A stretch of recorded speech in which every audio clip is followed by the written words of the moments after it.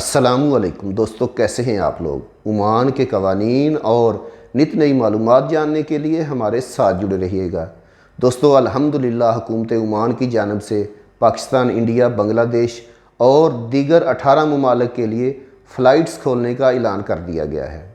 दोस्तों ये ऐलान ओमान की सिविल एविएशन अथॉरिटी CAA की जानिब से किया गया है। दोस्तों ओमान की सिविल एविएशन अथॉरिटी ने ओमान आने वाले मुसाफिरों के लिए एक बाकायदा सर्कुलर जारी किया है और इसमें बताया गया है कि जो लोग ओमान आ सकेंगे इसके हवाले से। दोस्तों ओमान की सिविल एविएशन अथॉरिटी के मुताबिक वो लोग ओमान आ सकेंगे जिन लोगों ने ओमान में अप्रूव्ड वैक्सीन्स की दोनों डोजेज़ लगवा ली हुई हैं। जी हाँ दोस्तों, ओमान में 4 वैक्सीन्स अप्रूव्ड हैं, फाइज़र, एस्ट्राजेनेका, स्पुतनिक और सिनोवैक। ये 4 वैक्सीन्स ओमान में अप्रूव्ड हैं। सिविल एविएशन अथॉरिटी ने इन्हीं 4 वैक्सीन्स के बारे में बताया है।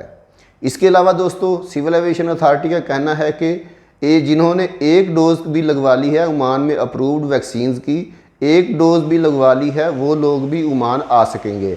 लेकिन उन लोगों को इसकी रिपोर्ट जो है वो QR कोड की होनी चाहिए। जिन लोगों ने वैक्सीन की 1 डोज़ लगवा ली हुई है, ओमान में अप्रूव्ड जो वैक्सीन है उसकी जो रिपोर्ट लेके आएंगे वो QR कोड की होनी चाहिए ताकि वेरिफिकेशन हो सके।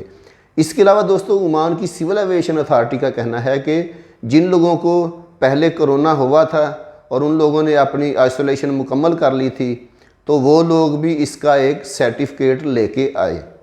इसके अलावा PCR टेस्ट के हवाले से बताया गया है कि ओमान आने के लिए PCR टेस्ट भी कराना होगा, जो कि ओमान आने से पहले, पहुंचने से पहले 72 घंटे का होना चाहिए और ये PCR टेस्ट भी QR कोड वाला ही होना चाहिए। जी हाँ दोस्तों, PCR टेस्ट भी QR कोड वाला ही होना चाहिए।